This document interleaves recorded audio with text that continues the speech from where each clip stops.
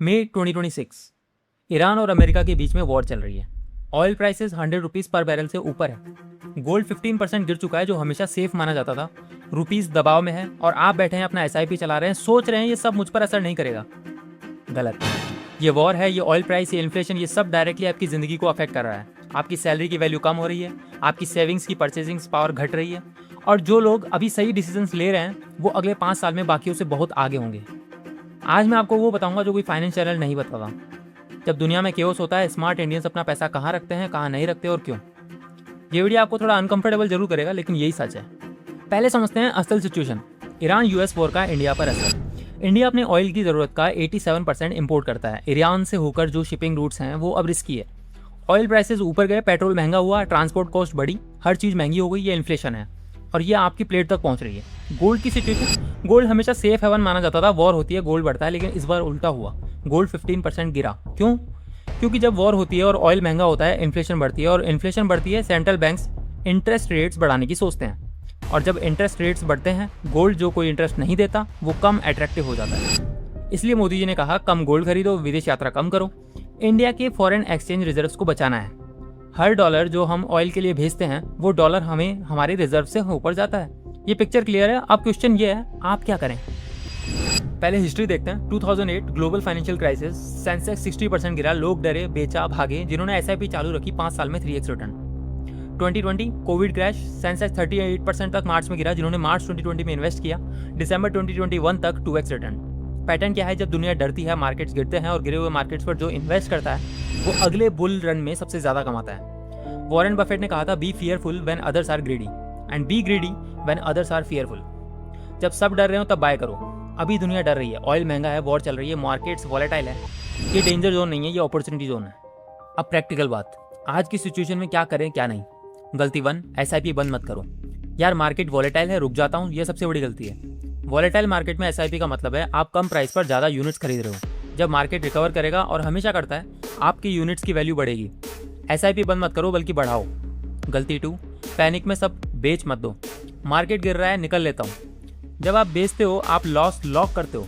Market recover करेगा, लेकिन आप उस रिकवरी में नहीं होंगे। कोविड में जिन्होंने मार्च में बेचा और जून में वापस आए, उन्होंने डबल लॉस लिया। गलती 3, अभी गोल्ड में सब नहीं डालना। गोल्ड ऑलरेडी वॉलेटाइल है, वॉर के बावजूद गिरा है। गोल्ड एक हैज है। पोर्टफोलियो का 10 to 15% गोल्ड रख सकते हो, लेकिन 100% गोल्ड बहुत रिस्की है अभी। सही काम एक क्या हो सकता है कि इमरजेंसी फंड पक्का करो। रिसेशन आ सकती है, जॉब जा सकती है, कंपनी ले ऑफ्स कर सकती है। 6 महीने का इमरजेंसी फंड, लिक्विड फंड या सेविंग्स में अभी सबसे ज़रूरी है। यही आपकी फाइनेंशियल सेफ्टी है। सही काम दो, निफ्टी 50 SIP चालू रखो।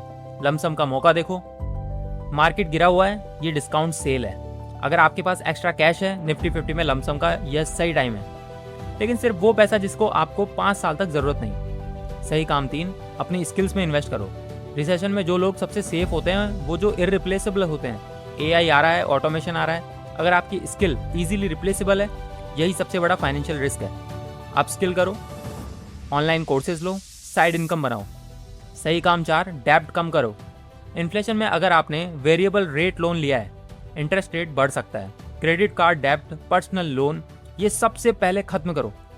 रिसेशन में डेब्ट आपका सबसे बड़ा दुश्मन है। एक सिंपल चेन समझो, ऑयल महंगा हुआ, पेट्रोल महंगा हुआ, ट्रांसपोर्ट कॉस्ट बढ़ी, सब्जी, दूध, ग्रोसरीज महंगे हुए, आपकी सैलरी की वैल्यू कम हुई।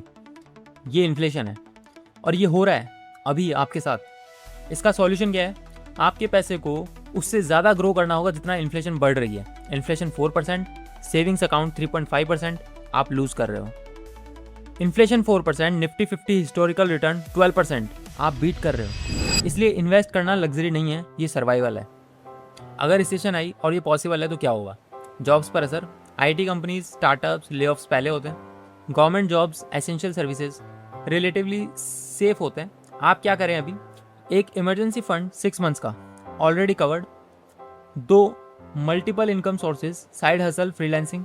3 एक्सपेंसेस कम करो, वांट्स और नीड्स आइडेंटिफाई करो। 4 SIP बंद मत करो। ये वो टाइम है जब डिसिप्लिन काम आती है। और अगर रिसेशन नहीं आई तो भी आपने इमरजेंसी फंड बना लिया, SIP चालू रही, स्किल इंप्रूव हुई, डेब्ट कम हुआ। जी दोनों सिचुएशन में यही है स्मार्ट मनी मैनेजमेंट। समरी ये है, दुनिया में अभी केओस है, लेकिन केओस में अपॉर्चुनिटी भी होती है।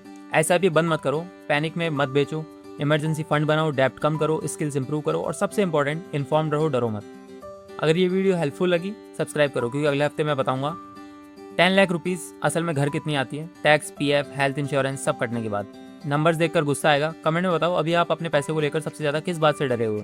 मैं पर्सनली रिप्लाई करूंगा। मिलते हैं अगले शनिवार। पीस।